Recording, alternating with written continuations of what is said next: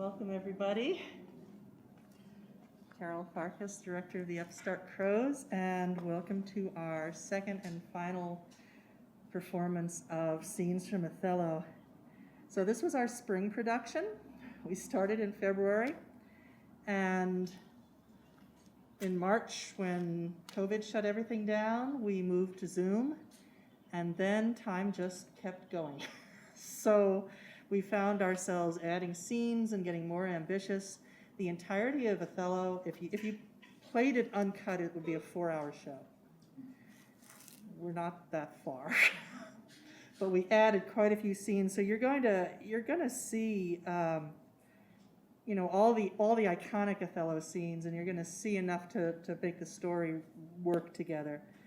So Othello features Shakespeare's only truly, completely unrepentant villain.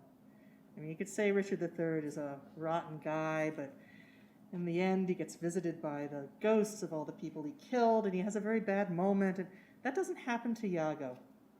Iago is a man whose evil is never explained. And when he's uncovered in the end, he feels no remorse.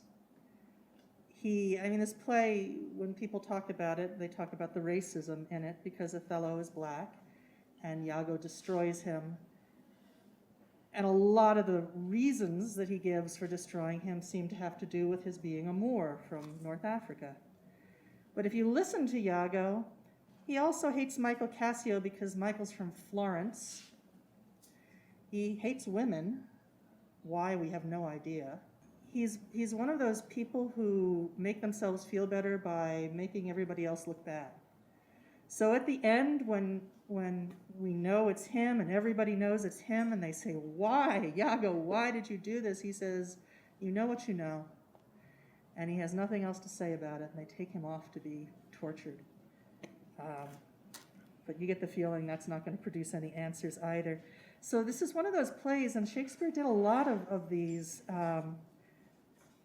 plots where somebody's mind gets poisoned, and then they've got to either recover from that or suffer from that. This is a tragedy. Othello's going to die from it. And there's a lot of other bodies on the floor at the end as well, so it's a true tragedy. So just watch for the way Iago just poisons everything he touches. And we know that he succeeded in poisoning Othello's mind when Othello starts using the same kind of language that Iago does. Iago uses bestial metaphors. He's always comparing things to animals. You'll hear him in the beginning making poor Rodrigo very uncomfortable when they're yelling to Brabantio that his daughter and the Moor are making the beast with two backs.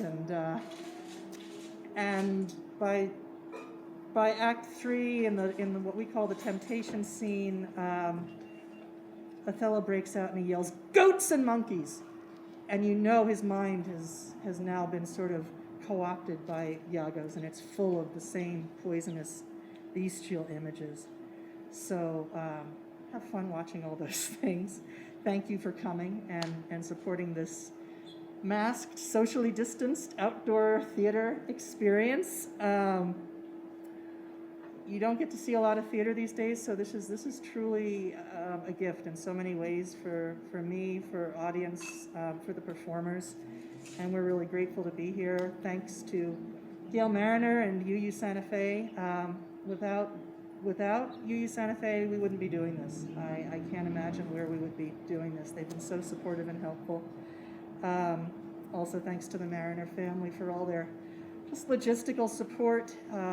They've been there with Itai and Liam Mitchell moving all our stuff into our new home over on Calle Marie and building storage, and it's been amazing. Itai Rosen is our props apprentice, and he's also our assistant director for this production. And I have to say, as the production went longer and longer and longer, it was really Itai who made it all work, because he took over some Zoom rehearsals. I would do some, and he'd do some at the same time, and he helped people get memorized and just, up to speed for what you're going to see tonight. So he is our Deus ex machina, and we're very grateful for him. So I'm just going to, a round for Itai. Thank you.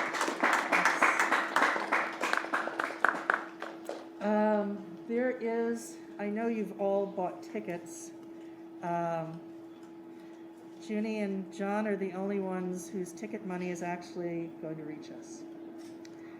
A week ago, I got an email from another theater producer in Santa Fe who was sending out an email to all the theater producers saying, have you had trouble getting your money from brown paper tickets? And it turns out not only have we had trouble getting our money for brown paper tickets, but people all over the country. Because when the COVID crisis hit, they had so many cancellations that they just sort of imploded. And banks weren't doing what they were supposed to do, and there's a class action suit that the Crows are now part of. So if we ever see the money from Macbeth and Goats and Monkeys and this, we'll be lucky. So we've stuck our donations box out there. You've got an extra 5 or 1 or anything in your pocket, please throw it in, because we have no box for any of our shows this summer, which is a little devastating. All right, that's all the downer news. Pictures are great. Feel free to take them, share them on social media. Tell people about the cool stuff you saw here tonight. Right. So without further ado, I will let the Upstart Crows take you to the Venice of Shakespeare's Othello.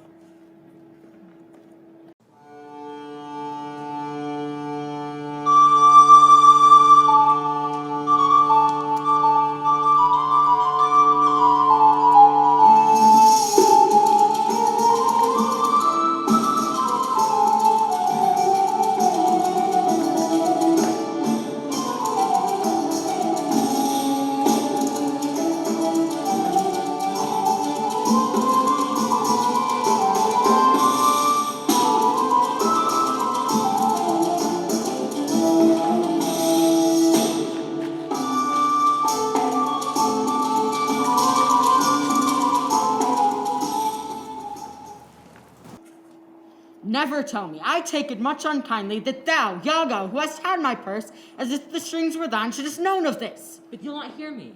If ever I did dream of such a matter, abhor me. Thou toldst me thou didst hold him in thy hate. Despise me if I do not. 3 great ones of the city, in personal suit, take me lieutenant, off caps to him, and by the faith of man I know my price, I am worth no worse a place.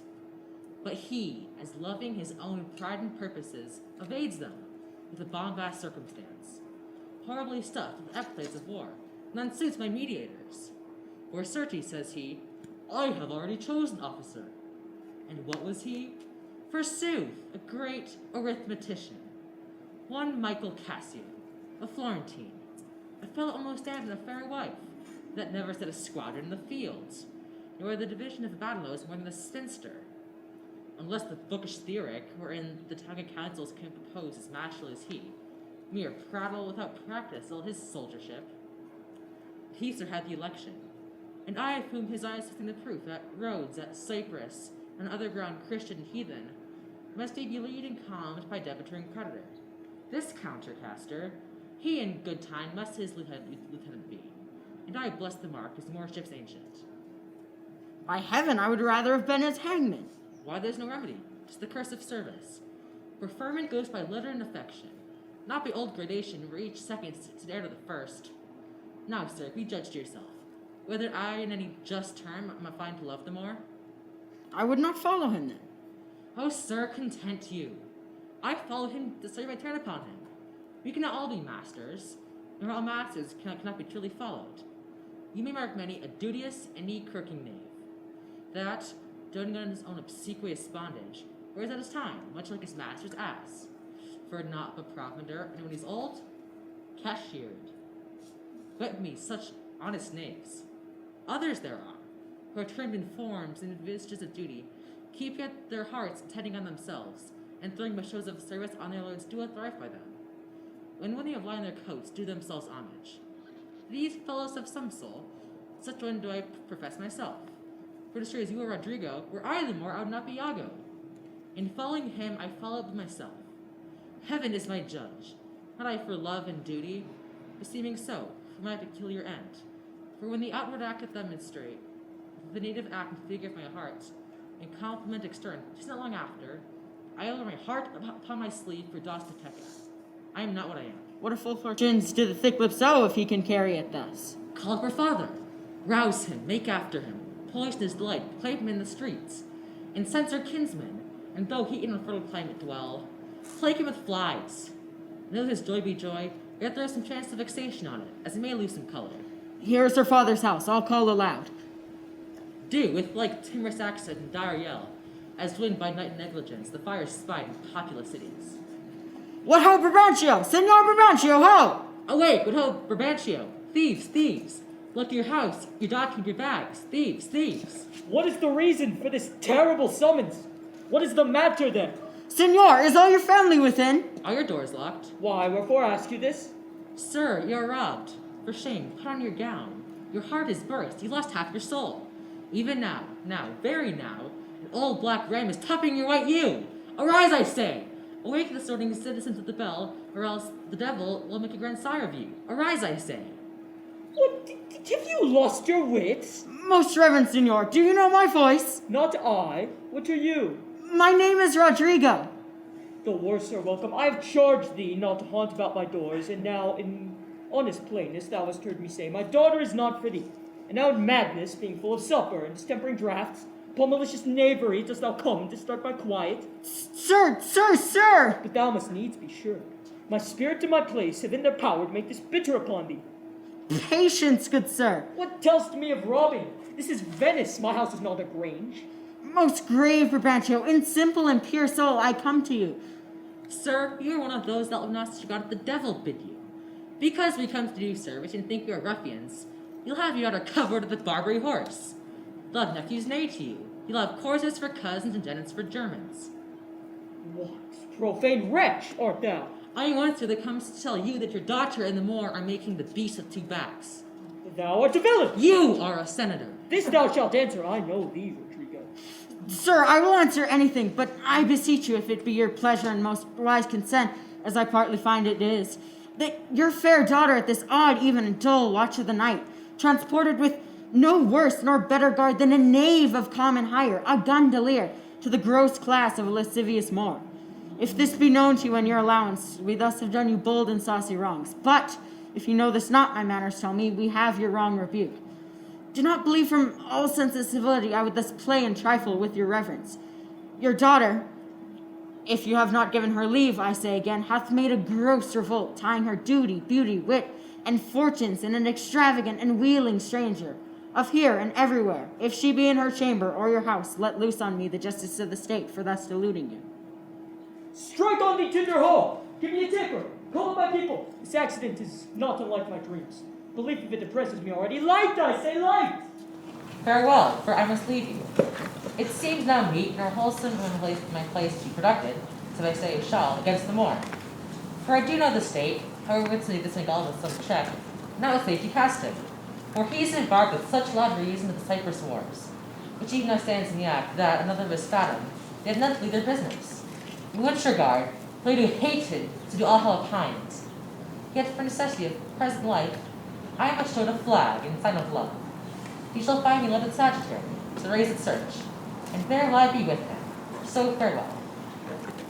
It's too true and evil. Gone she is, and what's to come of my despised time is not but bitterness. Now, Rodrigo, where didst thou see her? Oh, happy girl. With the Moor, sayest thou, who would be a father? How didst thou know? 'Twas she, oh, she deceives me past thought. What says she to you? Get for difference, race for my kindred, are they married, think you? Truly, I think they are. Oh, heaven, how got she out of treason of the blood? Fathers, from henceforth trust not your daughters' minds by what you see them act. Is there not charms by which the properties of youth and maidhood may be abused? Have you not read, Rodrigo, of some such thing? Yes, I have indeed. Call up my brother, oh, but you had had her some one way, some another. Do you know where we may apprehend her in the morning? I think I can discover him, if you please to get good guard and go along with me. Pray you lead on. At every house I'll call, I may command it most. Get weapons all, and raise some special officers of the night. Oh, good Rodrigo, I will deserve your pains.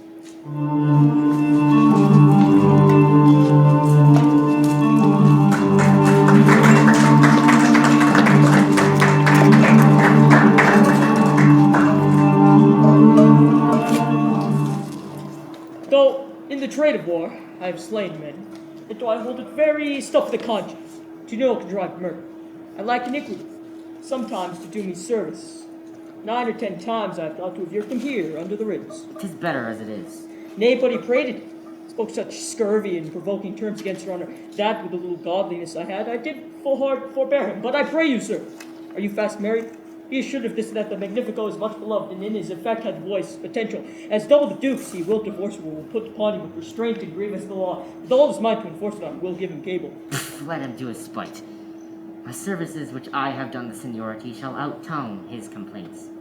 'Tis yet to know, which when, I know, that boasting is an honor I shall promulgate. I fetch my life, and being of men of royal siege, my demerits shall speak unabated. As proud a fortune as this that I have reached. For know, Iago, but that I love the gentle girls alone. I would not my unhoused free condition put into circumscription and confined for the sea's worth. But look, what lights come yon? Those of the raised father and his friends, you were best go in. No, not I. My parts, my title, and my perfect soul are manifestly written. Is it they? By Janus, I think no. The servants of the Duke, and my lieutenant, the goodness of the knight upon you, friends. What is the news? The Duke does greet you, General, and he requires your post-haste appearance even on the instant. What is the matter, think you? Something from Cyprus is on day one. It is the business of some heat. The galleys have sent a dozen secret messengers this very night of when your mother is here. Many of the consuls raised the measure at the Duke's order. You have been hotly cold. 'Tis well When I know. being not at your lodging to be found, the Senate had sent about 3 several quests to search you out. 'Tis well I am found by you. I will spend but a word here in the house and go with you. Ancient, what makes he here? Fate, did not that lord of the land, true of lawful prize, he's made forever. I do not understand. He's married. To whom? Married to... Come, Captain, will ye go? How with you? Here comes another troop to seek for you. It is Brabantio, General, be advised, comes to ill intent. Voila, stand there. Senor, it is the Moor! Down with him, thief! You, Rodrigo, come, sir, I am for you! Keep up your bright swords, for the duel rust them. Good senor, you shall have more command with your years than with your weapons. O thou foul thief! Where hast thou stowed my daughter? Damned as thou art, thou hast enchanted her, for all affirming to all tricks of sense, if she in chains of magic were not bound. Whether a maid so tender, fair, and happy, so opposite to marriage that she shunned the wealthy curled darlings of our nation, would ever have, to incur a general mock, run from her guardage to the sooty bosom of such a thing as thou, to fear, not to delight. Judge me the world if 'tis not gross in sense that thou hast practiced on her with foul charms, abused her delicate youth with drugs or minerals that weakens motion. I'll have it disputed on. 'Tis probable and palpable to thinking. I therefore apprehend and to attach thee an abuser of the world, a practicer of arts inhibited and out of warrant. Lay hold upon him. If he do resist, subdue him at his peril. Hold your hands, both you of my inclining and the rest. Were it my cue to fight, I would have known it without a prompter. Whither will you go that I go to answer this your charge? To prison, till fit time of law and course of direct session call thee to answer. What if I do obey? How may the Duke be whereof satisfied? Whose messengers are here about my side upon some present business of the state to bring me to him? 'Tis true, most worthy Signor, the Duke's in council and noble self, I'm sure is sent for. How? The Duke in council in this time of the night? Bring him away, mine's not an idle cause. The Duke himself or any of my brothers of the state cannot but feel this wrong as for their own. For if such actions may have passage free, bond slaves and pagans shall our statesmen be.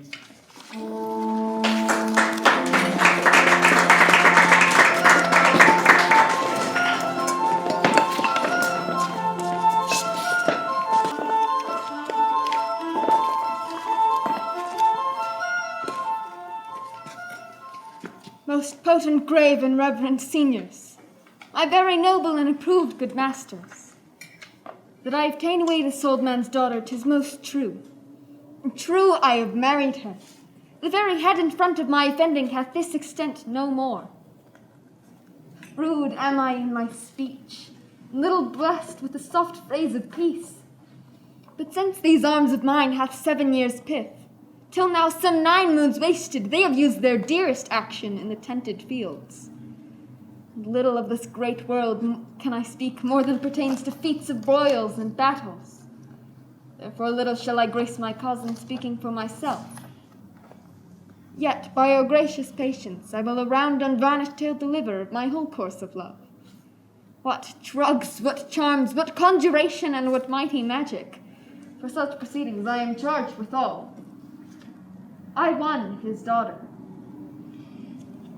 A maiden never bold, of spirit so still and quiet that her motion blushed herself, and she, in spite of nature, of year, of country, of credit, of everything, did fall in love with what she feared to look on.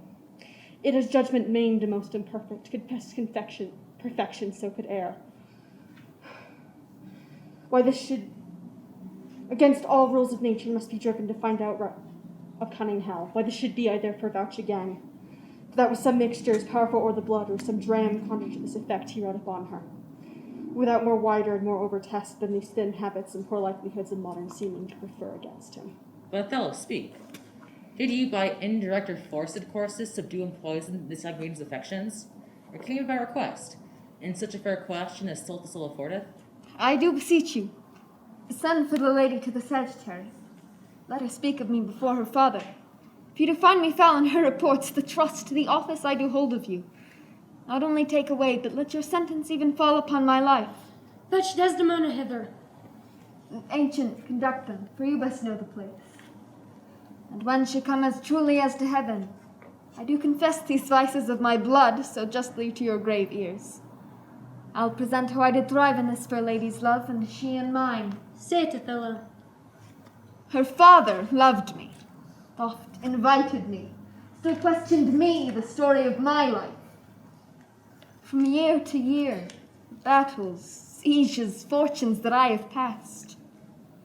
I ran it through, even from my boyish days, to the very moment that he bade me tell it, when I spake of most disastrous chances, of moving accidents by flood and field, of the hairbreadth escapes of the imminent deadly breach, of being taken by the insolent foe and sold to slavery, my redemption thence importance in my traveller's history, wherein of antres vast and deserts idle, rough quarries, rocks, and hills whose heads touch heaven. 'Twas my hint to speak, such was the process, and of the cannibals that each other eat, the anthropophagi and men whose heads do grow beneath their shoulders. This to hear would Desdemona seriously incline, but still the house affairs would draw her thence, whichever as she could with haste dispatch, she'll come again, and with a greedy ear devour up my discourse, which I observing, took once a pliant hour, and found good means to draw from her a prayer of earnest heart, that I would all my pilgrimage dilate. Or of by parcels she had something heard, but not intentively I did consent, and often did beguile her of her tears.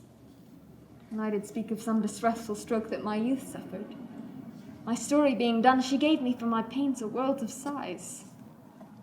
She swore, faith, 'twas strange, 'twas passing strange, 'twas pitiful. 'Twas wondrous pitiful. She wished she had not heard it, yet she wished that God had made her such a man. She thanked me, and bade me if I had a friend that loved her, I should but teach him how to tell my story, and that would woo her. Upon this hint I spake. She loved me for the dangers I had passed, and I loved her that she did pity them. This only is the witchcraft I have used. Here comes the lady, let her witness it. I think these tales would win my daughter too. Good Brabantio, take up this mangled matter at the best. Men do their broken weapons rather use than their bare hands. I pray you hear her speak. If she confess, she doth blame on my head is my bad blame. Light on the man. Come hither. My gracious, my noble father, I do perceive here a divided duty. To you I am bound for life and education. My life and education both do learn me how to respect you. You are the lord of duty. I am hitherto your daughter. But here's my husband, and so much duty as my mother showed to you, preferring you before her father, so much I challenge they may profess my duty the more, my lord. God be with you. I have done. Please at your grave some of the state affairs, I'd rather to adopt a child than get it. Come hither more. I here do give thee, with all my heart, which but thou hast already with all my heart I would keep from thee. As for you, Jewel, I am glad at soul I have no other child, for thy escape would teach the tyranny to hang clogs on them. I have done, my lord. The Turk with the most mighty preparation makes for Cyprus. Othello, the fortitude of the place is best known to you. And though we have there a substitute of most allowed sufficiency, yet opinion, more sovereign mistress of effects, there is a more safer voice on you. You must therefore be content to slubber the gloss of your new fortunes with this more stubborn and boisterous expedition.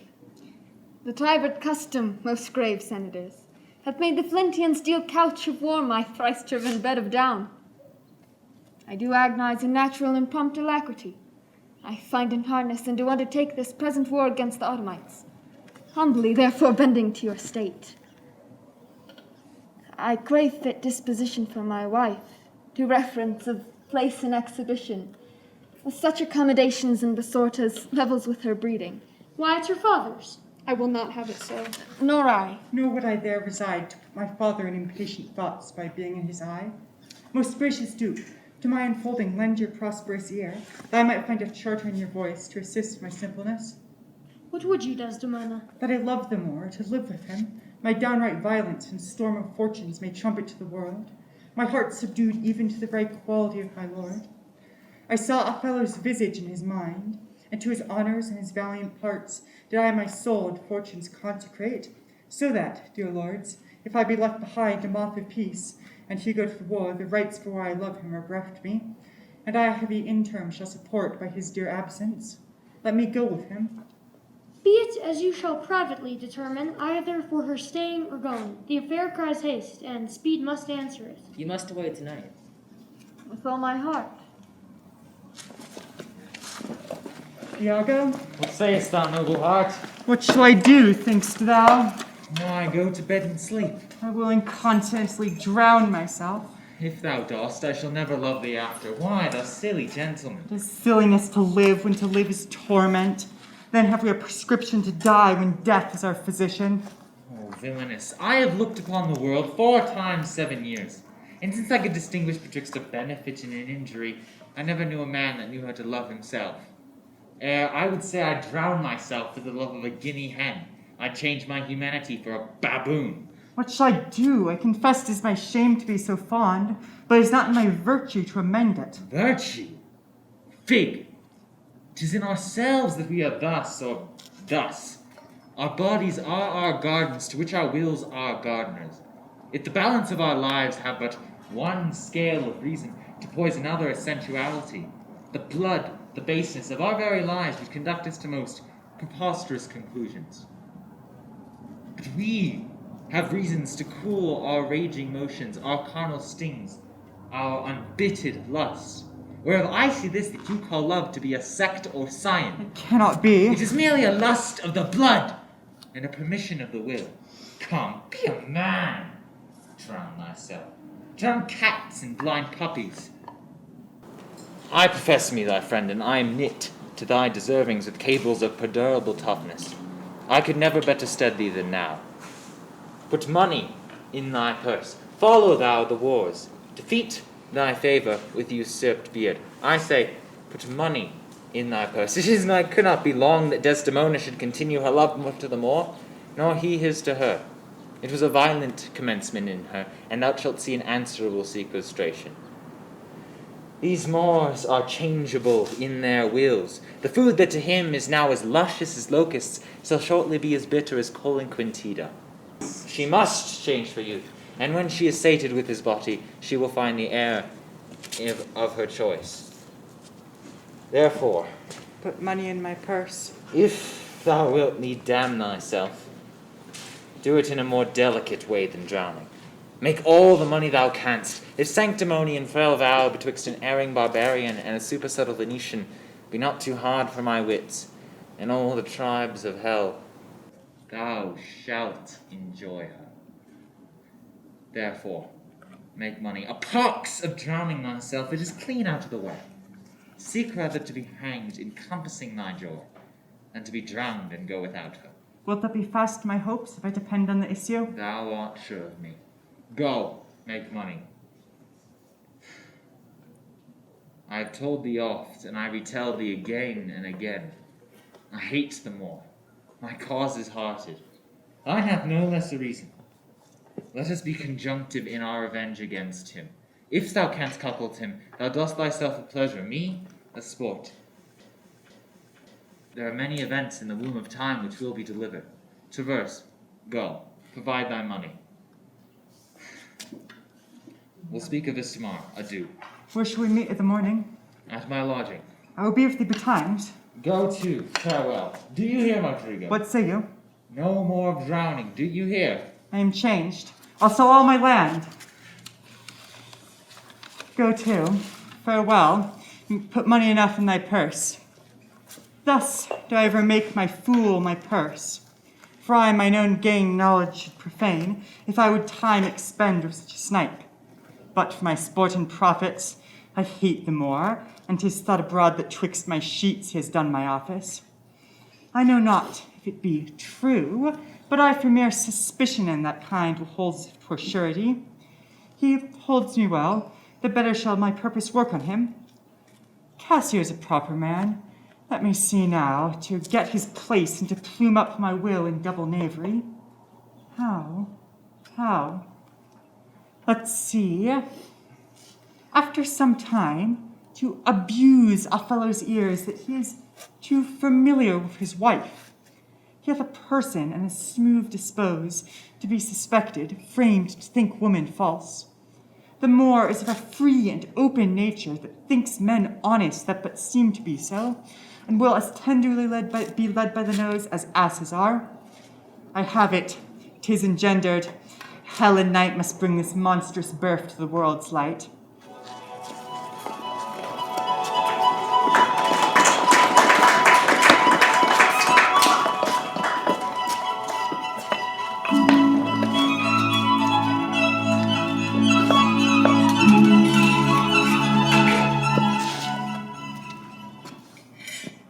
Takes her by the palm.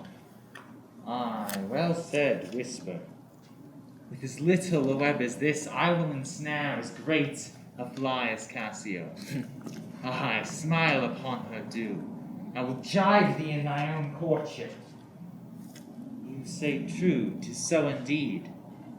If such tricks as these strip you out of your lieutenantry, it would have been better you had not kissed your 3 fingers so oft, which now and again you are most apt to play the sir in.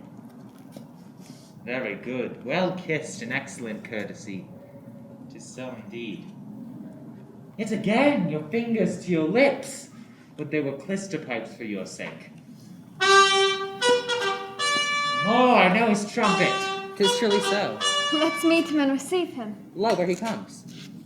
Oh, my fair warrior, My dear Othello. it gives me wonder great as my content to see you here before me. Oh, my soul's joy. If after every tempest comes such calms, may the winds blow till they have wakened death, and let laboring bark climb hills of sea, Olympus high, and duck again as low as hell's from heaven. If it were now to die, 'twere now to be most happy, for I fear my soul hath her content so absolute that not another comfort like this succeeds in unknown fate. Heavens forbid, but that our loves and comforts should increase even as our days do grow. Amen to that, sweet powers. I cannot speak enough of this content. It stops me here. It is too much of joy. And this, that e'er the greatest discords that e'er our hearts shall make. Oh, you are well tuned now. I'll set down the pegs that make this music as honest as I am. Come, let us to the castle. News, friends, our wars are done. The Turks are drowned. Aye! Do thou meet me presently at the harbor? Come hither if thou beest valiant. As they say, base men, being in love, have then a nobility in their natures more than is native to them. Listen me. The lieutenant tonight watches on the court of God. And first I must tell thee this. Desdemona is directly in love with him. With him? Why, 'tis not possible. Lay thy finger thus, and let thy soul be instructed. Mark me. with what violence she first loved the more, but for bragging and telling her fantastical lies, to love him still for prating? Let not thy discreet heart think it. Her eye must be fed, and what delight shall she have to look on the devil? When the blood is made dull with the act of sport, there should be, again, to inflame it, and to give satiety of fresh appetite, loveliness in favor, sympathy in years, manners, and beauties, all which the more is defective in. Now, sir, for want of these required conveniences, her delicate tenderness will find itself abused, begin to heave the gorge, disrelish, and abhor the more. Very nature will instruct her in it, and compel her to some second choice. Now, sir, this granted, as it is a most pregnant and unforced position, who stands so eminent in the degree of this fortune as Cassio does? A knave, very voluble, no further conscionable than in putting on the mere form of civil and humane seeming, for the better compass of his salt and most hidden loose affection. A finder out of occasions that has an eye can stamp and counterfeit advantages, though true advantage never present itself. A devilish knave! Besides, the knave is handsome, young, and hath all those requisites in him that folly and green minds look after. A pestilent, complete knave. And the women have found him already. I cannot believe that in her. She's full of most blessed condition. Blessed fig's end! The wine she drinks is made of grapes. If she'd been blessed, she would never have loved the more. Blessed pudding! Didst thou not see her paddle with the palm of his hand? Didst not mark that? Yes, that I did, but that was courtesy. Lechery by this hand. An index, an obscure prologue to the history of lust and foul thoughts. They met so near with their lips, their breaths embraced together. Villainous thoughts, Rodrigo, when these mutabilities so marshal the way, hard at hand comes the master, and main exercise the incorporate conclusion. Pish! But, sir, be you ruled by me. I have brought you from Venice. Watch you tonight, for the command I'll lay it upon you. Cassio knows you not. I'll not be far from you. Do you find some occasion to anger Cassio, either by speaking too loud or tainting his discipline, or from what other course you please, which the time shall more favorably minister? Well? Sir, he is rash and very sudden in choler, and haply with his truncheon may strike at you. Provoke him that he may, for even out of that will I cause these of Cyprus to mutiny, whose qualification shall come into no true taste again but by displanting of Cassio. So shall you have a shorter journey to your desires, by the means I shall then have to prefer them, and the impediment most profitably removed, without which there were no expectation of our prosperity. I will do this, if you can bring it to any opportunity. I warrant thee, meet me by and by at the citadel. I must fetch his necessaries ashore. Farewell. Adieu.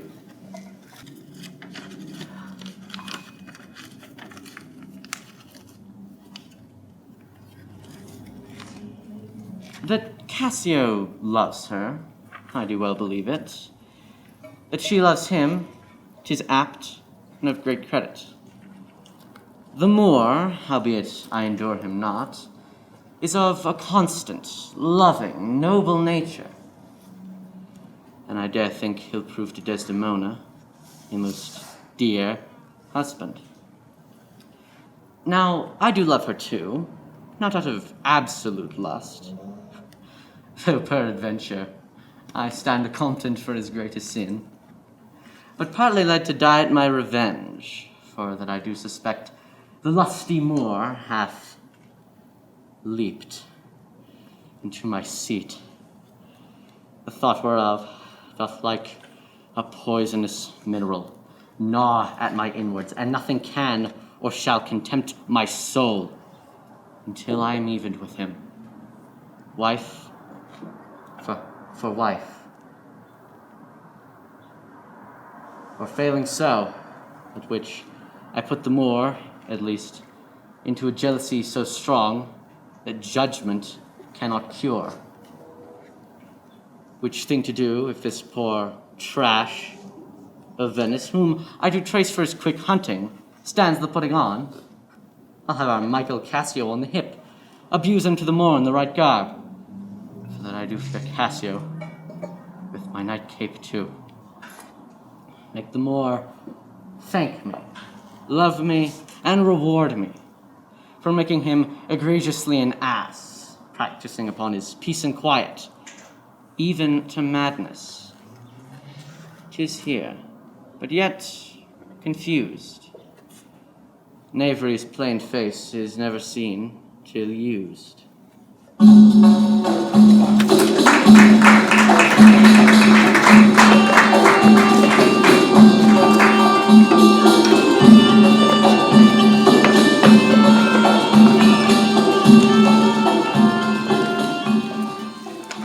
It is Othello's pleasure, our noble and valiant general, that upon certain tidings now arrived, importing the mute tradition of the Turkish fleet, each man put himself into triumph, some to dance, some to make bonfires, each to what sport and revels his edition leads him.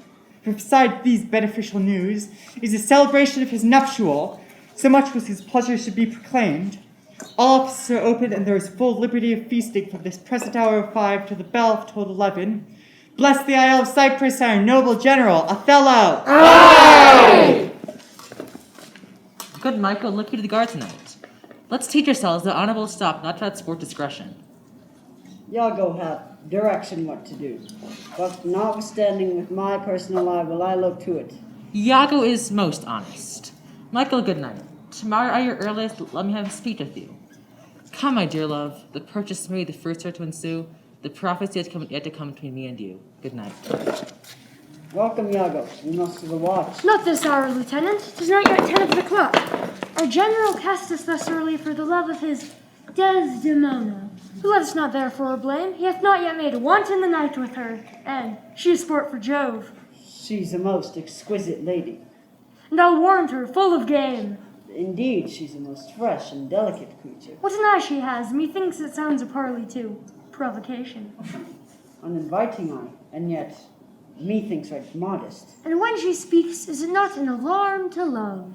She is indeed perfection. Well, happiness to their sheets. Come, Lieutenant, I have a stoup of wine, and here without are a brace of Cyprus gallants, that would fain have measure to the health of black Othello. Oh, not tonight, good Iago. I have very poor and unhappy brains for drinking. I could well wish courtesy would invent some other custom of entertainment. Oh, they are our friends, but one cup. I'll drink for you. I have drunk but one cup tonight, and that was craftily qualified too. And behold what innovation it makes here. I am very infortunate in the infirmity, and dare not test my weakness with any more. What man, 'tis night of revels, the gallants desire it. Where are they? Here at the door, I pray you, call them in. I'll do it, but it dislikes me. If I can fasten but one cup upon him, with that which he hath drunk tonight already, he'll be as full of quarrel and offence as my young mistress' dog. Now, my sick fool Rodrigo, whom love hath turned almost the wrong side out, who Desdemona hath tonight caroused, potations pottle deep and he's to watch. The rails of Cyprus, noble swelling spirits, that hold their honours in a wary distance, the very element of this warlike isle. I tonight flustered with flowing cups, and they watch too. Now, mongst this flock of drunkards, am I to put our Cassio in some action that may offend the isle? Aye! But here they come. If consequence to but prove my dream, my boat sails freely, both with wind and stream. Before heaven, they've given me a rouse already. Good faithful the one, not past a pint as I am a soldier. Some wine, ho! Aye! And let me the cannikin clink, clink, and let me the cannikin clink. A soldier's a man, a life's but a span. Why then then let a soldier drink. Drink, why then let a soldier drink. Some wine, boys! Aye! For heaven, an excellent song. I learned it in England, where indeed they are most potent in potting. Your Dane, your German, your swag belly Hollander. Drink ho! Aye! Your English. Is your Englishman so exquisite in his drinking? Why, he drinks you with facility. Your Dane dead drunk, sweats not to overthrow your Almain. He gives your Hollander a vomit ere the next pot will be filled. To the health of our general. Aye! I'm fourth lieutenant and I'll do you justice. Oh, sweet England. King Stephen was a worthy peer. His breeches cost him but a crown. He held them sixpence all too dear. When back he called the tailor down, he was a fighter, iron mouth, a dollar, but a floating beat his pride, holds his country down, and keeps that love totally. Why, this is a more exquisite song than the other. Will you hear it again? No, for I hold him to be unworthy of his place that does those things. Well, heavens above all, and there be souls must be saved, and there be souls must not be saved. Aye! True, good lieutenant. For mine own part, no offense to the general or any man of quality, I hope to be saved. Aye! And so do I, Lieutenant. Aye, but by your leave, not before me. The lieutenant is to be saved before the ancient. Oh, let's have no more of this. Let's to our affairs. Forgive us for our sins. Gentlemen, let's look to our business. Do not think that I am drunk. No! This is my ancient. Aye! This is my right hand. Aye! And this is my left. Aye! I am not drunk now. No! I can stand well enough. Aye! And I speak well enough. Aye! Well! Why then? You must not think then that I am drunk. No! To the platform, masters come. Let's set the watch. You see this fellow that has gone before? He's a soldier, fit to stand by Caesar, and give direction, and do but see his vice, 'tis to his virtue. A just equinox, the one as long as the other. 'Tis pity of him. I fear the trust Othello puts him in, on some odd time of his infirmity, will shake this island. But is he often thus? 'Tis evermore his prologue to his sleep. He'll watch the horologe a double set, if drink rock not his cradle. 'Twere well the general put in mind of it. Perhaps he sees it not, for he prizes the virtue that appears in casting looks not on his evils. Is this not true? How now, Rodrigo, I pray you, after the lieutenant go. And 'tis great pity that the noble Moor should hazard such a place as his own second with one of an ingraft infirmity. 'Twere an honest action to say so to the Moor. Not I for this fair isle. I do love Cassio well, and would do much to cure him of this evil. Ah, you rogue! Hark, what noise? You rogue! You rascal! What's the matter? A knave teach me thy duty, I'll beat the knave into a twig and bottle. Beat me? Dost thou prate, rogue? Nay, good lieutenant, I pray you, sir, hold your hand. Let me go, sir, or I'll knock you other mazard. Come, you're drunk. Drunk? Away! Nay, good lieutenant, the last gentleman! Help, Lieutenant, Sir Montano! Help, masters, here's a goodly watch indeed. Whose now it rings the bell, Diablo ho, the town will rise. Fie, lieutenant, will be ashamed forever. What is the matter here? I bleed still, I am hurt to death. He dies. Hold for your lives. Hold ho, Lieutenant, Sir Montano. Have you forgotten all place of sense and duty? The general speaks to you. Hold for shame. Why, how now, ho? From whence ariseth this? Are we turned Turks? Into our still to that which heaven hath over the Ottomites? For Christian shame, put by this barbarous brawl. He that stirs next, the whole of those delight, carves his own rage. He dies upon his motion. Silence the dreadful bell. It frights the isle from her propriety. What is the matter, masters? Honest Iago del Extent of grieving, speak. From whence began this? I do On not thy love know. I charge thee. I do not know, friends all. But now, even now, in quarter and in terms, like bride and groom, divesting them for bed. And then but now, as if some planet had unwitted men. Swords out and tilting one at other's breasts, in opposition bloody. Cannot speak any beginning to this peevish odds, and what in action glorious I had lost those legs that brought me to a part of it. How comes it, Michael? Are you thus forgot? I pray you pardon me. I cannot speak. Worthy Montano, you are wont to be civil. The stillness and gravity of your youth the world hath noted, and your name is great in also with the wisest censure. What is the matter then? Do you unlace your reputation thus? You spend your rich opinion for the name of a night brawler? Give me answer to it. Worthy Othello, I am hurt to danger. Your officer Iago can inform you. Well, this fair speech, which is something else of me, of all that I do know, nor by me that said amiss this night, unless self-charity be sometimes vice, to defend ourselves it be a sin when violence assails us. Now by heaven! My blood against my safer guides to roll. In passion, having my best judgment colleague, say lead the way. If I once stir or do a lift this arm, the best of you shall seek in my rebuke.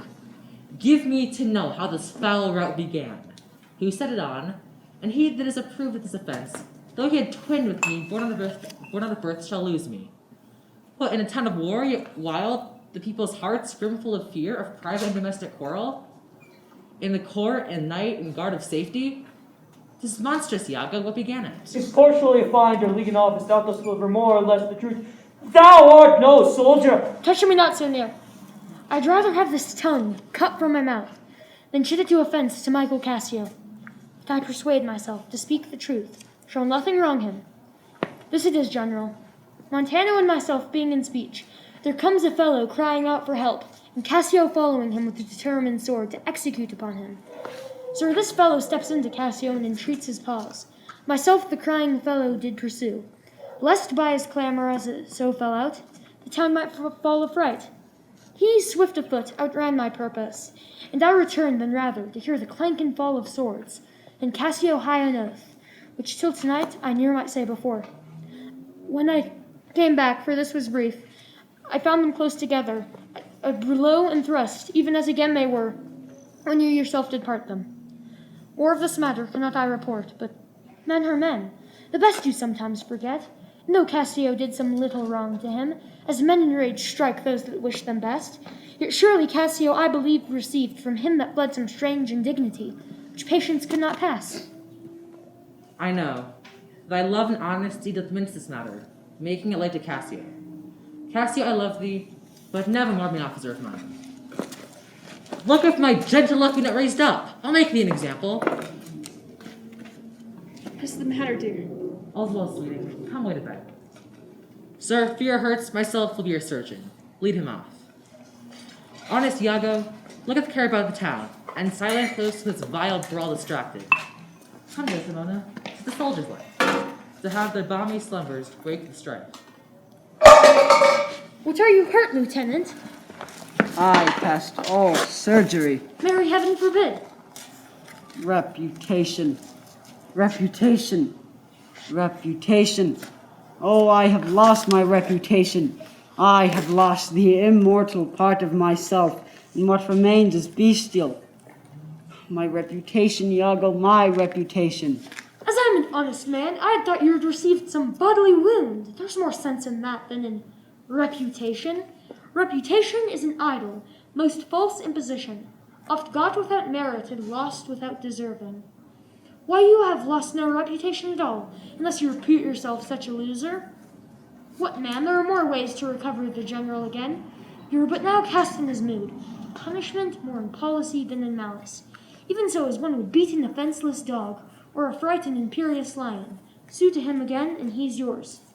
I would rather sue to be despised than to deceive so good a commander with so slight, so drunken, and so indiscreet an officer.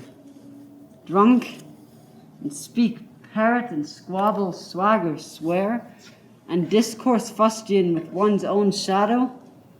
O thou invisible spirit of wine, if thou hast no name to be known by, let us call thee devil. What was he that you followed with your sword? What had he done to you? I know not. Is it possible? I remember a mass of things, but nothing distinctly. A quarrel, but nothing wherefore. Oh, that men should put an enemy in their mouths to steal away their brains. That we should, with joy, pleasure, revel, and applause, transform ourselves into beasts. Why, but you are now well enough. How came you thus recovered? It hath pleased the devil drunkenness to give place to the devil wrath. One unperfectness shows me another to make me frankly despise myself. Come, you're too severe a moraler. The time, the place, and the condition of the country stands. I could heartily wish that this tonight had not befallen, but since it is as it is, mend it for your own good. I will ask him for my place again. He shall tell me I am a drunkard. Had I as many mouths as Hydra, such an answer would stop them all. To be now a sensible man, by and by a fool, and presently a beast. Oh, strange! Every inordinate cup is unblessed, and the ingredient is a devil. Come, come, good wine's a good familiar creature if it be well used. Exclaim no more against it, and Lieutenant, I think you think I love you. I have well approved it, sir. I, drunk. You or any man living may be drunk at the time, man. I tell you what you shall do. The general's wife is now the general. I may say so in this respect, for that he hath devoted and given up himself to the contemplation, mark, and devotement of her parts and graces. Confess yourself freely to her, and portion her help to put you in your place again. She is so free, so kind, so apt, so blessed a disposition. She holds it a vice in her own goodness, not to do more than she is requested. This broken joint between you and her husband, entreat her to splinter, and my fortunes against any lay worth naming. This crack of your love shall grow stronger than it was before. You advise me well. I do protest it in the sincerity of my love and honest kindness. I think it freely, and betimes in the morning I will beseech the virtuous Desdemona to undertake for me. I am desperate of my fortunes if they check me. I am in the right. Good night, Lieutenant. I must to the watch. Good night, honest Iago. And what's he then that says I play the villain? And this advice is free I give, and honest, probable to thinking, and indeed the course to win the more again. For 'tis most easy the inclining Desdemona to subdue, any honest suit. How am I then the villain? To counsel Cassio to this parallel course, directly to his own good. Divinity of hell! When devils will the blackest sins put on, they do suggest at first heavenly shows, as I do now. For whilst this honest fool plies Desdemona to repair his fortune, and she for him pleads strongly with the Moor, I'll pour this pestilence into his ear. And she repeals him for her body's lust, and by how much she strives to do him good, shall undo her credit with the Moor. So will I turn her virtue into pitch, and out of her own goodness make the net that shall enmesh them all. How now, Rodrigo? I do follow here at its pace, not like a cow sometimes, the one that fills with the cry. My money is almost spent. I have been tonight exceeding well cudgelled, and I think the issue will be I shall have so much experience in my pains, and so with no money at all and a little more wit return again to Venice. How poor art is not patience. What wound did ever heal but by degrees? Thou knowest we work by wit and not by witchcraft, and wit depends on dilatory time. Does it not go well? Cassio hath beaten thee, and thou by that small hurt hast cashiered Cassio. Though other things go fair against the sun, yet fruits that blossom first will first be ripe. Content thyself a while. By the mass, 'tis morning. Pleasure and action make the hour seem short. Retire thee, go where art billeted. Away, I said, thou shalt no more hereafter. Nay, get thee gone. 2 things are to be done. My wife must move for Cassio to her mistress, I'll set her on. Myself a while to draw the more apart and bring him jump when he may Cassio find soliciting his wife. Aye, that's the way, though not devised by coldness and delay.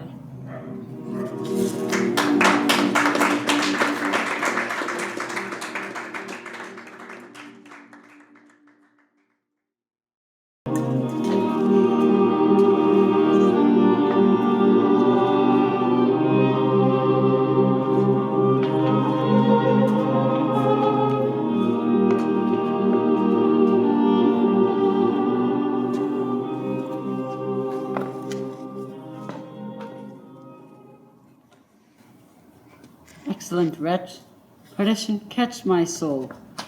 But I do love thee, and when I love thee not, chaos is come again. My noble lord, What dost thou say, Iago? did Michael Cassio, when you wooed my lady, know of your love? He did, from first to last. And why dost thou ask? But for satisfaction of my thought, no further harm. Why of thy thought, Iago? Did not think he had been acquainted with her. Oh, yes, and went between us very oft. Indeed. Indeed? Aye, indeed. Discernst thou aught in that? Is he not honest? Honest, my lord? Honest? Aye, honest. My lord, for aught I know. What dost thou think? Think, my lord? Think, my lord? Alas, thou echoest me, as if there were some monster in thy thought, too hideous to be shown. Thou dost mean something. I heard thee say even now thou likest not that when Cassio left my wife. What didst not like? And when I told thee he was of my counsel, of my whole course of wooing, thou criedst, indeed, and didst contract and purse thy brow together, as if thou then hadst shut up in thy brain some horrible conceit. If thou dost love me, show me thy thought. My lord, you know I love you. I think thou dost. And for I know thou art full of love and honesty, and waste thy words before thou givest them breath. Therefore these stops of thine fright me the more. For such things in a false disloyal knave are tricks of custom. But in a man that's just. There are close dilations working from the heart that passion cannot rule. For Michael Cassio I dare be sworn. I think that he is honest. I think so too. Men should be what they seem, or those that be not what they might seem not. Certain men should be what they seem. Why then I think Cassio is an honest man. Nay, yet there's more in this. I prithee speak to me as to thy thinkings, as thou dost ruminate and give thy worst of thoughts the worst of words. Good my lord, pardon me, though I am bound to every act of duty, I am not bound to that all slaves are free to. Utter my thoughts, why say they are vile and false, as was that palace whereunto foul things sometimes intrude not. Who has a breast so pure, wherein uncleanly apprehensions keep leets and laudes, and in session sit with meditations lawful? Thou dost conspire against thy friend, Iago, if thou but thinkst him wronged and makest his ear a stranger to thy thoughts. I do beseech you, though I perchance am vicious in my guess, as I confess it is my nature's plague to spy into abuses, and oft my jealousy shapes faults that are not, that your wisdom from one that so imperfectly conceits would take no notice, nor build yourself a trouble out of a scattering or unsure observance. It were not for your quiet, nor good, nor my manhood, honesty, and wisdom to let you know my thoughts. What dost thou mean? Good name in man and woman, dear my lord, is the immediate jewel of their souls. Who steals my purse steals trash. 'Tis something, nothing. 'Twas mine, 'tis his, and has been slave to thousands. But he that filches from me my good name robs me of which not enriches him, and makes me poor indeed. I'll know thy thoughts. You cannot, if my heart were in your hand, nor shall not whilst 'tis in my custody. Ha! Oh, beware, my lord, of jealousy. It is the green-eyed monster which doth mock the meat it feeds on. That cuckold lives in bliss, who, certain of his fate, loves not his wronger. But oh, what damned minutes tells he are, who dotes, yet doubts, suspects, yet soundly loves. Oh, misery. Poor and content is rich and rich enough, but rich's fineness is as poor as winter to him that ever fears he shall be poor. Good God, the souls of all my tribe defend from jealousy. Why? Why is this? Thinkst thou wilt make a life of jealousy and follow still the changes of the moon with fresh suspicions? No, to be once in doubt is to be resolved. Exchange me for a goat when I shall turn the business of my soul to such exsufflicate and blowed surmises, matching thy infants. 'Tis not to make me jealous to say my wife is fair, feeds well, loves company, is free of speech, sings, plays, and dances. Where virtue is, these are more virtuous.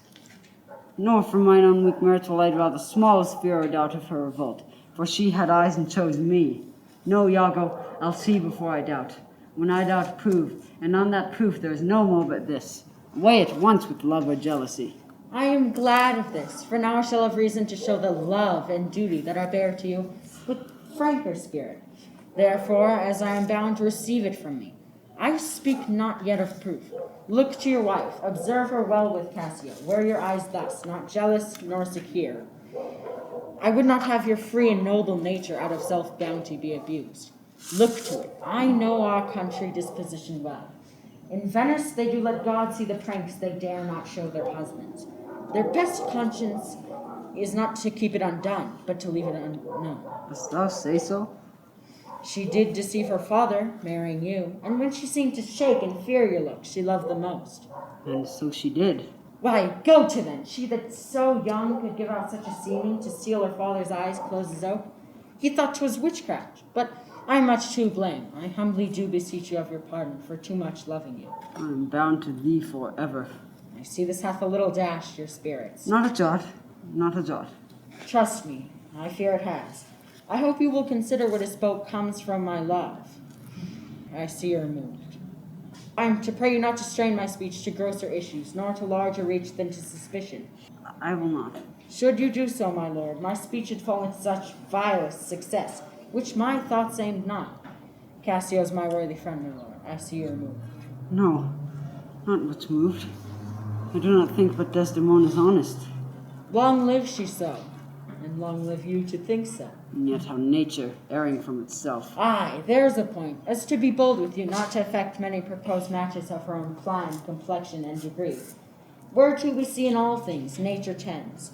Foe, one may smell in a will most rank, foul disproportion, thoughts unnatural, but pardon me, I do not in position distinctly speak of her, though I may fear her will, recoiling to her better judgment, may fall to match you with her country forms, and happily repent. Farewell. My lord, I take my leave. Why did I marry? This honest creature, doubtless, sees and knows more, much more than he holds. My lord, I would I might entreat your honor to scan this thing no further. Leave it to time, although 'tis fit that Cassio have his place, for sure he fills it up with great ability. If you please to hold him off a while, and by that you will perceive him and his means. Note if your lady strain his entertainment with any strong or vehement importunity. Much will be seen in that. In the meantime, let me be thought too busy in my fears, as worthy cause to fear I am, and hold her free. I do beseech your honor. Fear not my government. I once more take my leave. This fellow is of exceeding honesty, and knows all qualities with the learned spirit of human dealings. If I do prove her haggard, oh, that her justice were my dear heartstrings. I'll whistle her off and let her down the wind to pray at fortune. Happily, for I am black, and have not those soft parts of conversation that chamberers have, or for I am reclined into the vale of years. Yet, that's not much. She's gone. I am abused, and my relief must be to loathe her. Oh, curse of marriage, that we can call these delicate creatures ours and not their appetites. I had rather be a toad and live upon the vapor of a dungeon than keep a corner in the thing I love for others' uses. Yet, 'tis the plague of great ones. Prerogative though they less than the base. 'Tis destiny unshunnable, like death. Even then this forked plague is fated to us when we do quicken. Desdemona comes. If she be false, oh, then heaven mocked itself. I'll not believe it. How now, my dear Othello? Your dinner and the generous islanders that you invited to attend your presence. I am to blame. You speak so faintly. Are you not well? I have a pain upon my forehead here. Pull away again, that's worth watching. But bind it hard. Within this hour it will be well. Your napkin is too little. Let it alone. Come, I'll go in with you. I am very sorry you're not well. I was glad I found this map. This is the first memory from more. My wayward husband hath 100 times losing his spirit. But she so loves his children. He's fond of her, so from the fever. I'll have to work it out and give it Iago. I'll have to work it out and give it Iago. What we do with it, heaven knows, not I, and nothing but please instead. Oh, now, what do you here alone? I'm not tired, everything's A here. thing for me.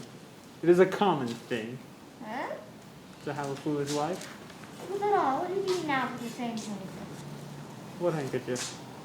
Like the mall first day, Desdemona, which you so often bid me to steal. Hast stolen from her?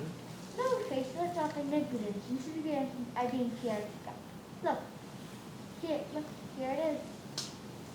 My good wench, give it me. What will you do with it if you so earnest having children? Like, why? What's that? It should now be for some purpose and thought. Give it me again. Poor lady will mad when she shall lack it. Be not so known on it. I have use for it. Go, leave me. I will in Cassio's lodging lose this napkin and let him find it. Trifles light as air are to the jealous, confirmations strong as proofs of holy writ. This may do something. The more already changes with my poison. Dangerous conceits are in their natures poisons, which at the first are scarce found to distaste, but with a little act upon the blood, burn like the mines of sulphur. I did say so. Look where he comes. Not poppy nor mandragora, nor all the drowsy syrups of the world shall ever medicine thee to that sweet sleep thou owest yesterday. Ha ha, false to me. Well, how now, General, no more of that. Avaunt, begone, thou hast set me on the rack. I swear 'tis better to be much abused than to note a little. How now, my lord? Sense had I in her stolen hours of lust. I saw it not, thought it not, it harmed not me. I slept the next night well, fed well, and was free and merry. I found Cassio's kisses not on her lips. He that is robbed not wanting what is stolen. Let him not know it, and he's not robbed at all. I'm sorry to hear this. I had been happy, if the general camp pioneers and all had tasted her sweet body, so I had nothing known. Oh, now forever farewell. Farewell the tranquil mind. Farewell content. Farewell the plumed troops and the big wars that make ambition virtue. Oh, forever farewell the neighing steed, the spirit-stirring drum, the ear-piercing pipe, the royal banner, and all quality of pride, pomp, and circumstance of glorious war. And oh, you mortal engines, the immortal Jove's dead clamor's counterfeit. Farewell, Othello's occupation's gone. If possible, my lord? Villain, be sure thou prove my love a whore. Be sure of it, give me the ocular proof.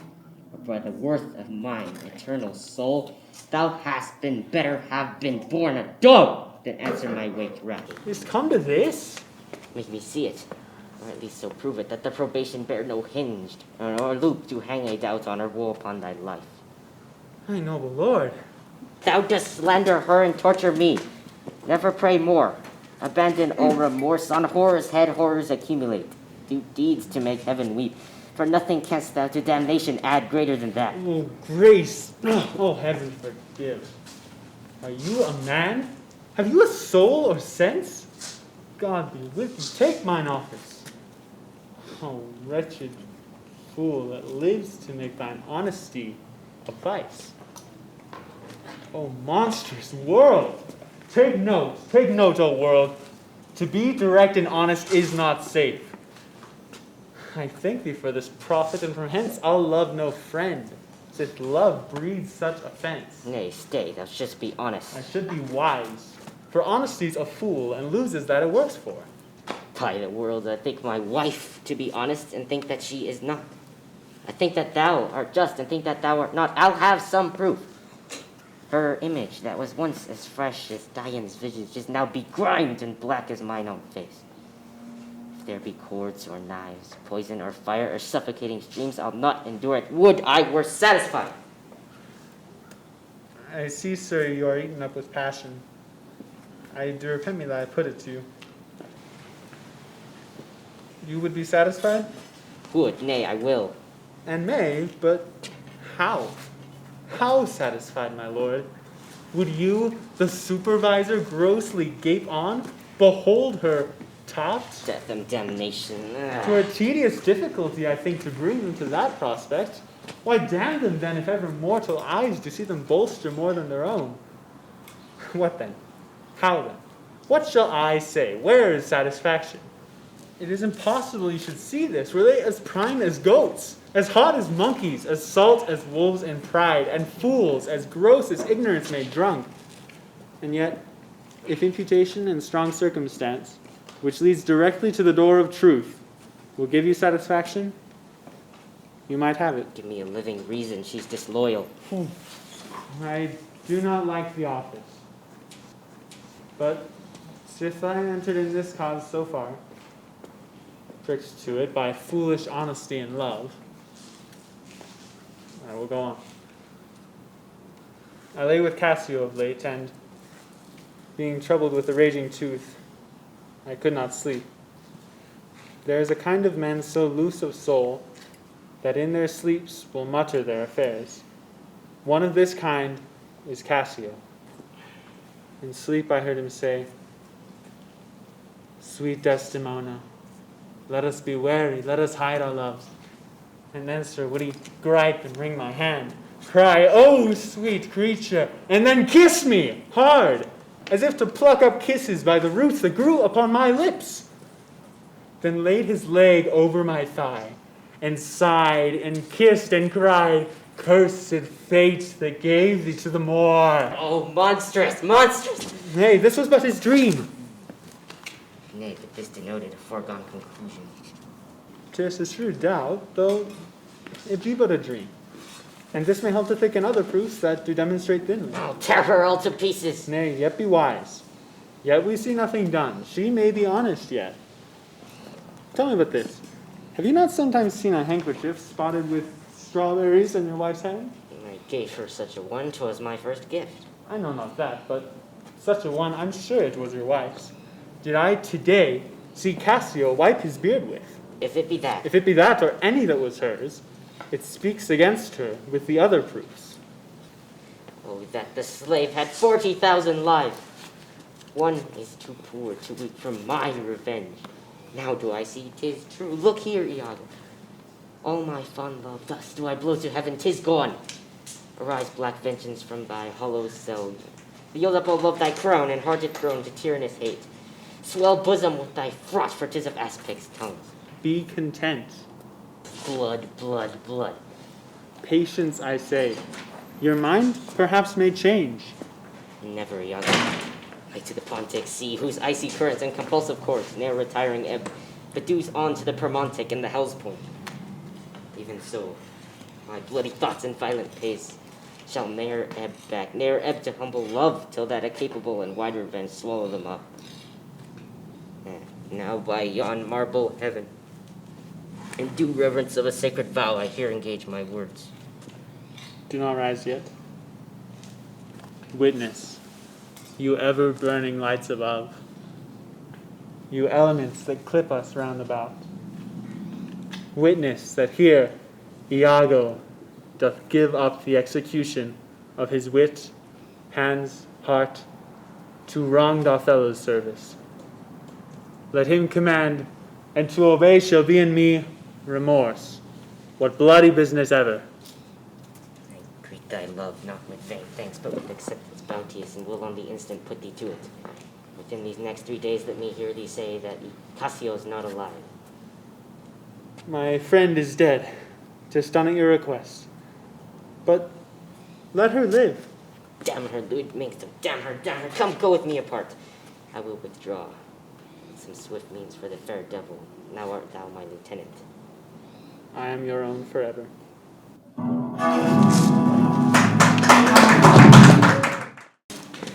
Get you to bed on the instant. There, look it be done. Forthwith dismiss your attendant. There, look it be done. I will, my lord. How goes it now? He says he will return incontinent and hath commanded me to go to bed and bid me to dismiss you. Dismiss me?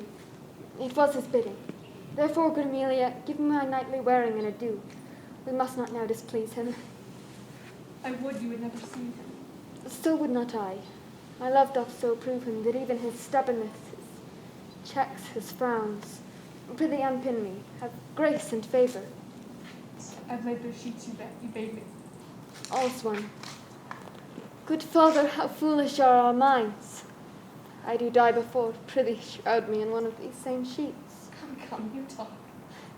My mother had a maid called Barbary. She was in love, and he she loved proved mad and did forsake her. She had a song of willow, an old thing 'twas, but it expressed her fortune, and she died singing it. That song tonight will not go from my mind. I have much to do but to go hold my head all at one side and sing it like poor Barbary. Prithee, dispatch. Shall I go fetch him again? No, unpin me here. This Lodovico is a proper man. A very handsome man. He speaks well. I know a lady in Venice would have walked barefoot to Palestine for a touch of his mother love. The poor soul sat sighing by a sycamore tree, sing all a green willow, her hand on her bosom, her head on her knee, sing willow, willow, willow. The fresh streams ran by her and murmured her moans, sing willow, willow, willow. The salt tears fell from her and soft on the stones, sing willow, willow, willow. Lay by these. Prithee, statue, come along. Sing all a green willow must be my garland. Let nobody blame him. His scorn I approve. Nay, that's not next. Hark, who's that knocks? It's the wind. I called my love false love, but what said he then? Sing willow, willow, willow. If I court more women, you'll couch with more men. So, get thee gone, good night. Mine eyes do itch, doth that bode weeping? 'Tis neither here nor there. I've heard it said so. Oh, these men, these men. Dost thou in conscience think? Tell me, Amelia, there be women do abuse their husbands in such gross kind? No question. Wouldst thou do such deed for all the world? The world's a huge thing. Why would not you? No, by this heavenly light. Nor I neither by this heavenly light. I might do it as well in the dark. Wouldst thou do such a deed for all the world? The world's a huge thing. It's a great price for a small vice. Shrew me if I would do such a wrong for the whole world. In troth, I think I should. And undo it when I had done. Mary, I would not do such a thing for joint ring, nor for measures of lawn, nor for gowns, petticoats, nor caps, nor any petty exhibition. But for all the whole world, why, who would not make her husband a cuckold to make him a monarch? I should venture purgatory for it. Shrew me if I would do such a wrong for the whole world. Where the wrong is but a wrong in the world, and having the world for your labor, 'tis a wrong in your own world, and you might quickly make it right. I do not think there is any such woman. Yes, a dozen, and as many to the vantage that store the world they played for. But I do think it is their husbands' faults if wives do fall. Say that they slack of their duties and pour our treasures into foreign laps, or else break out in peevish jealousies, throwing restraint upon us. Or say they strike us, or scant our former having in despite. Why, we have galls, and though we have some grace, yet we have some revenge. Let husbands know we have sense like them. We see and smell and have palates both for sweet and sour as husbands have. What is it that they do when they change us for others? Is it sport? I think it is. And doth affection breed it? I think it doth. Is it for frailty that thus errs, desires for sport, and frailty as men have? Then let them use us well, let them know. The ills we do, their ills instruct us so. Good night. Good night. Heaven me such uses send, not to pick bad from bad, but by bad men.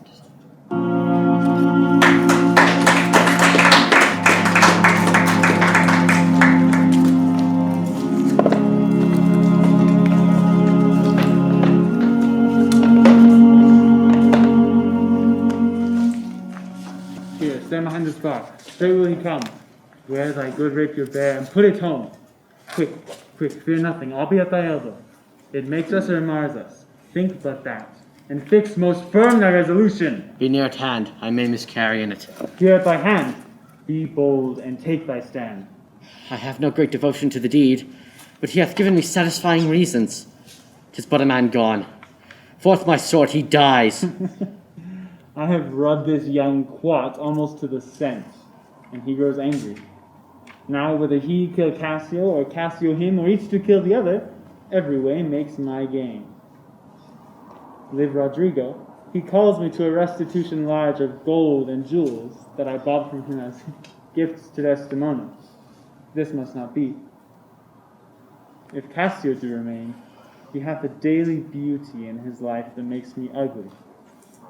And besides, the more may unfold me to him, and there stand I in much peril.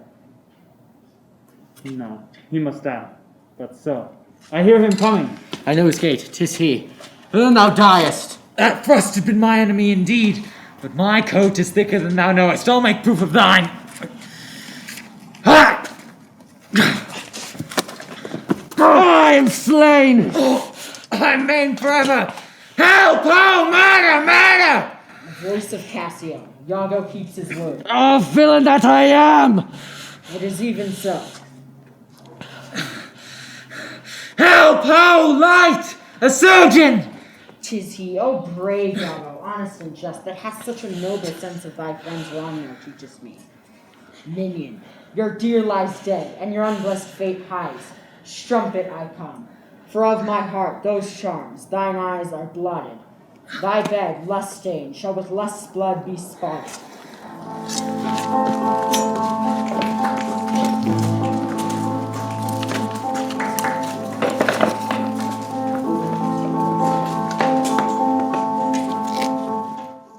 It is the cause. It is the cause, my soul.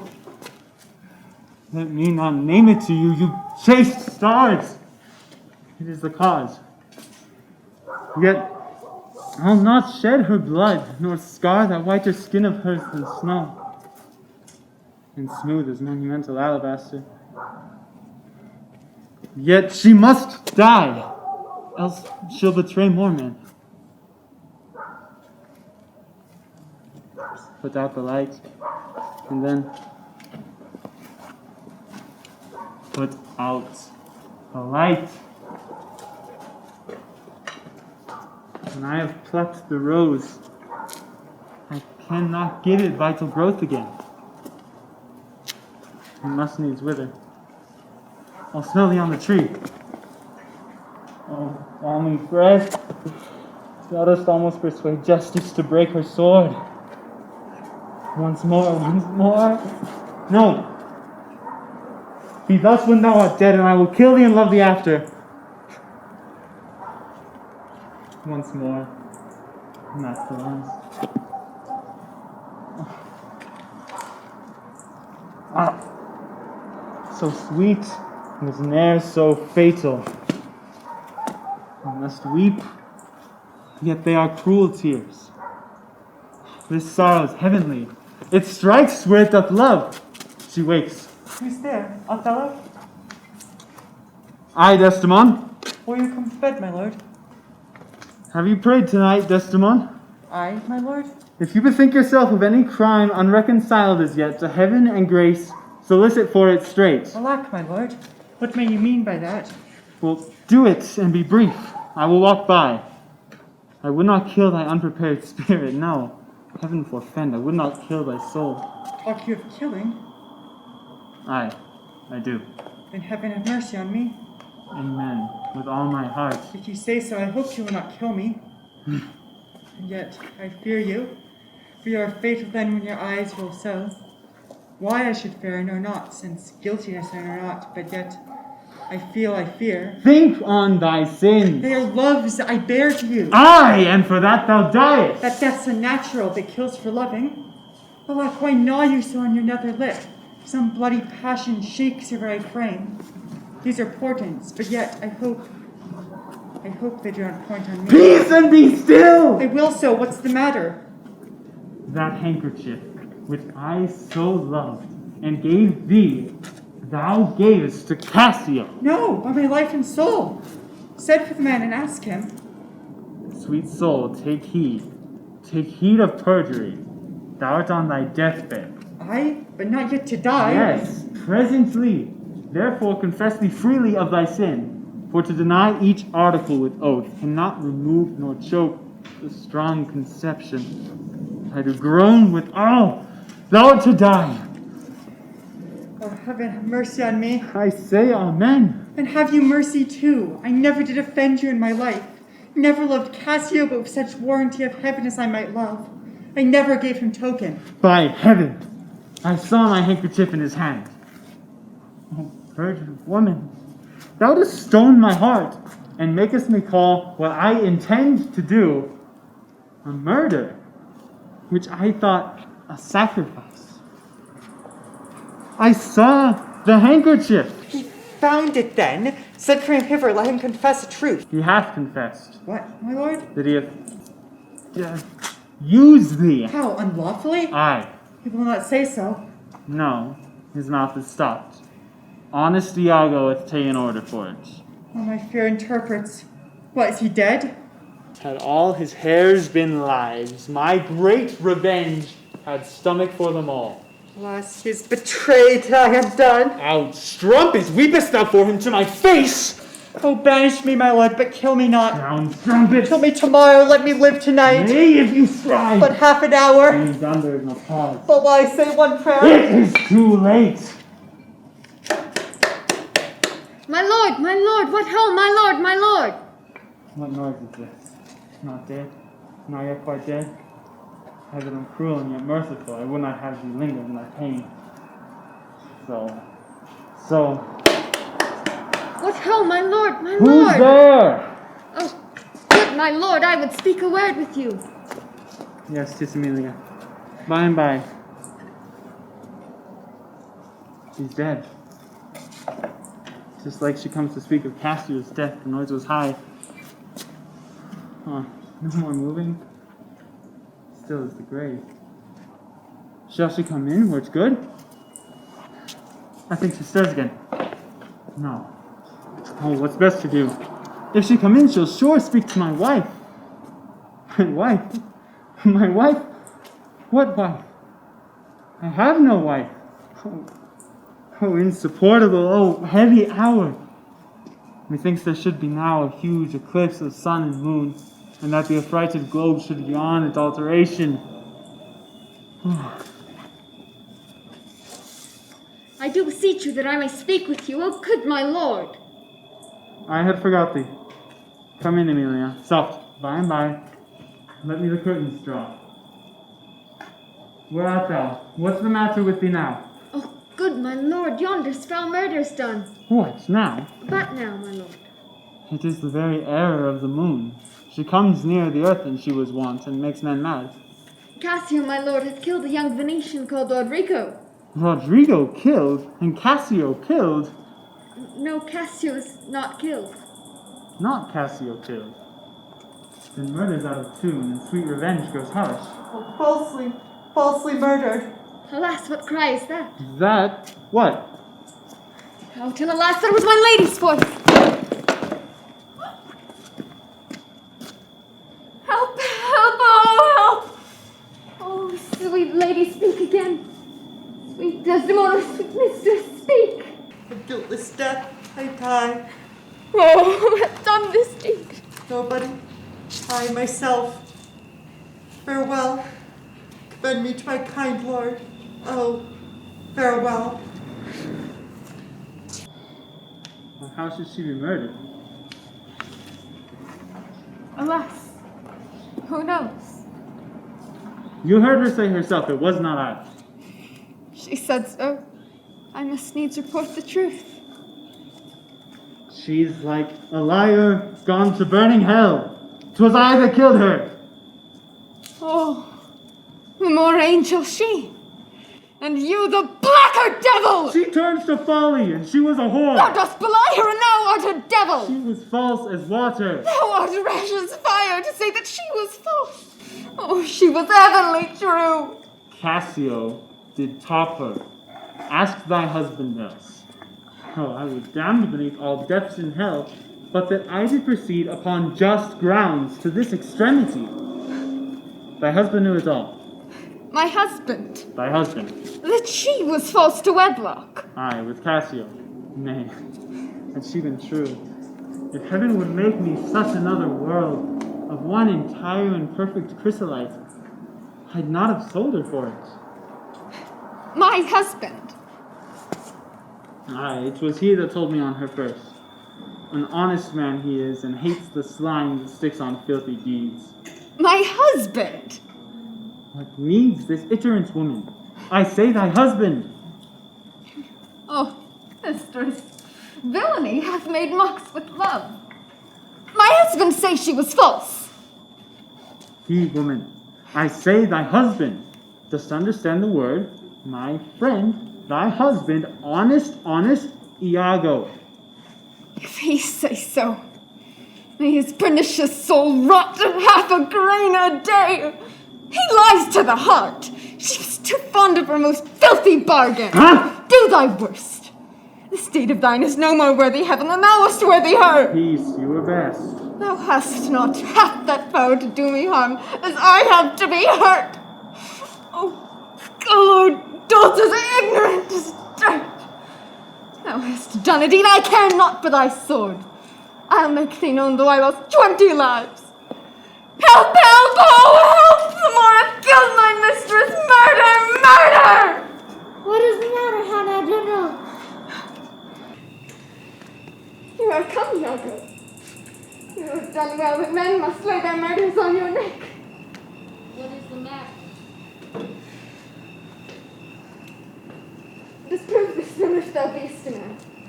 He says thou toldst him that his wife is false. I know thou didst not. Thou art not such villain. Speak, for my heart is full. I told him what I thought, and told no more than what he found himself was apt and true. But did you ever tell him she was false? I did. You told a lie. An odious, damned lie upon my soul, a vile, wicked lie. She, false with Cassio, did you say with Cassio? With Cassio, mistress, go to, charm your tongue. I will not charm my tongue. I am bound to speak. My mistress here lies murdered in her bed. Oh, heavens! Heavens refund. And your reports have set the murder on. Nay, stand on, masters. It is true indeed. It is a strange truth. Oh, monstrous act. Villainy. Villainy, villainy. I think upon't. I think I smelt, oh, villainy. Not so then, I'll kill myself for grief. Oh, villainy, villainy. What are you, mad? I charge you, get you home. Good gentlemen, let me have leave to speak. 'Tis proper I obey him, but not now. Perchance, Iago, I will ne'er go home. Oh! No! Nay, lay thee down and roar, for thou hast killed the sweetest innocent that e'er did lift up eye. Oh, she was foul! I scarcely know you, uncle. There lies your niece, whose breath indeed these hands have newly stopped. I know this act shows horrible and grim. Poor Destin. I'm glad thy father's dead. The match was more to him pure grief, short as old thread and twine. Did he live now, this sight would make him do a desperate turn. Yea, curse his better anger from his side, and fall to reprobate. 'Tis pitiful, and yet Iago knows that she with Cassio hath the act of shame 1,000 times committed. Cassio confessed it, and she did gratify his amorous works with that recognizance and pledge of love which I first gave her. I saw it in his hand.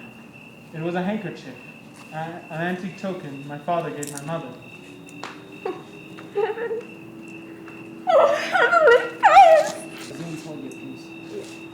Twill out. Aye, peace. No, I will speak as liberal as the North. Let heaven and men and devils of them all cry shame against me, yet I will speak Speak! Be wise and get you home. I will not fire a sword upon a woman. None so dull more. That handkerchief which thou speakst of, I found by fortune, and did give my husband. Often with a solemn earnestness, more than indeed belonged to such a trifle. He begged of me to steal it. Villainous whore! She, give it Cassio. No, alas, I found it, and did give my husband. Filth, thou liest. By heaven, I do not. I do not, gentlemen. Oh, murderous coxcomb. What should such a fool do with so good a wife? Are there no stones in heaven but what soars full of thunder? Precious villain!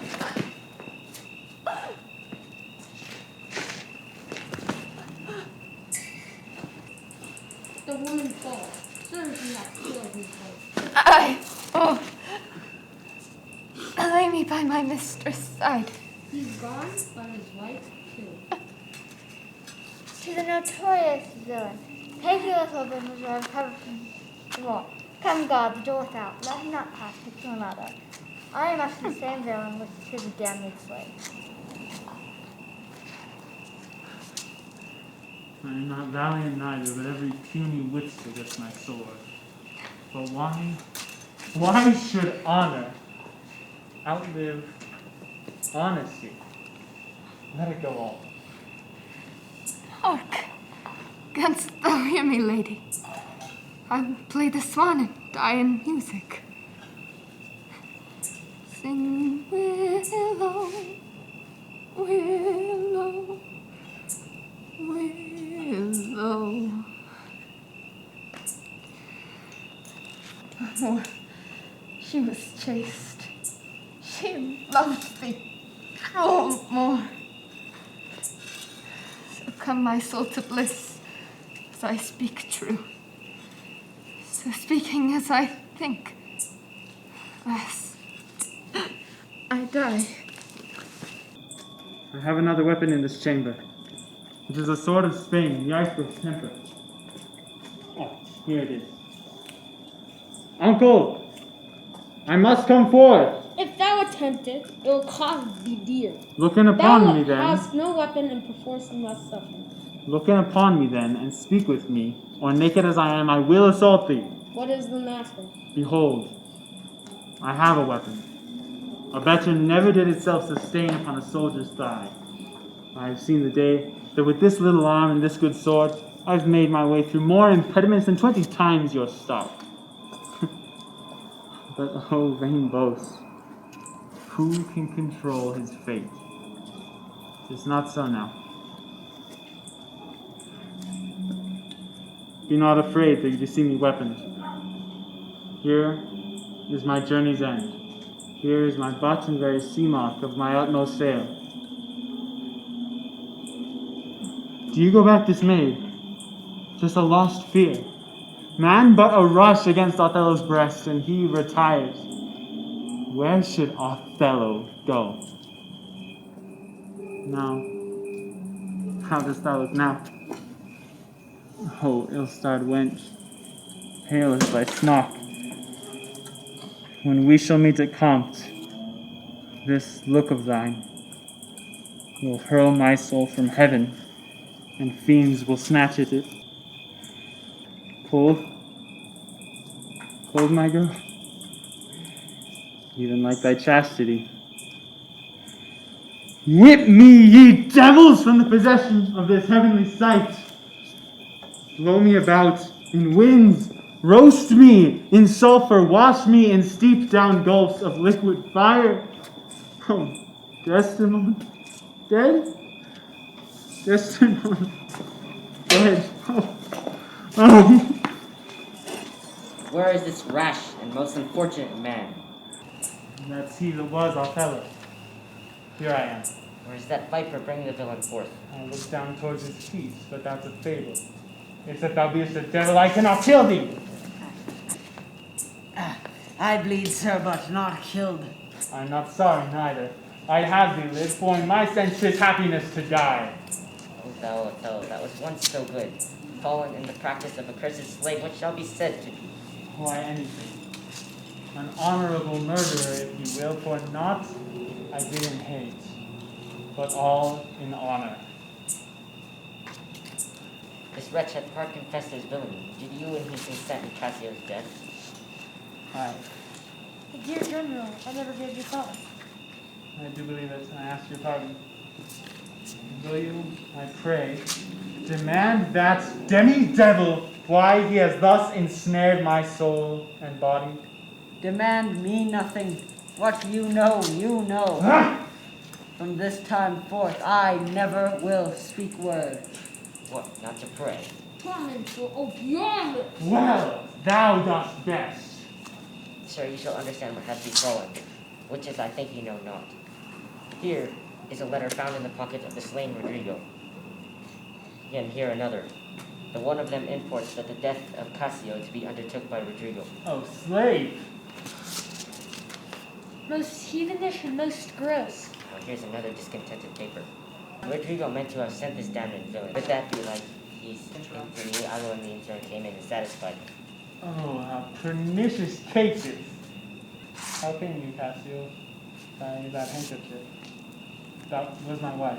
I found it in my chamber, and he himself confessed it even now, that there he dropped it for a special purpose, which wrought to his desire. Oh, fool. Fool. Fool! There's besides in Rodrigo's letter how he upbraids Iago.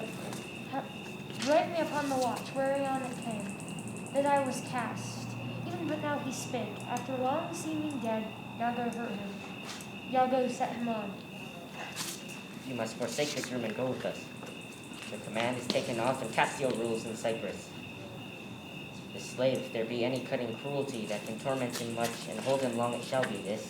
You shall close prisoner rest till that the nature of your fault be known to the Venetian state. Come, bring away. Soft, a word or two before you go. I have done the state some service, and I know it. No more of that.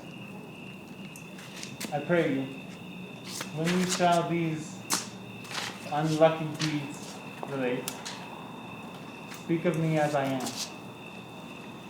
Nothing extenuate, nor set down aught in malice. Then must you speak of one that loved not wisely, but too well.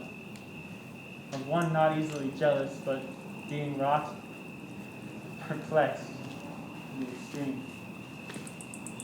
Of one who can, like the base Judean, threw a pearl away, richer than all his tribe. Of one whose eyes, albeit unused to the melting mood, drops tears as fast as the Arabian trees their medicinable gum. Set you down this, and say besides that in Aleppo once, where a malignant and a turbaned Turk beat a Venetian and traduced by the state, I took by the throat the circumcised dog and smote him. Thus! Oh, blood, period. All that is spoke is mine. I kissed thee ere I killed thee. No way but this, killing myself, to die upon a kiss. This did I fear, but thought he had no weapon for it. He was great of heart.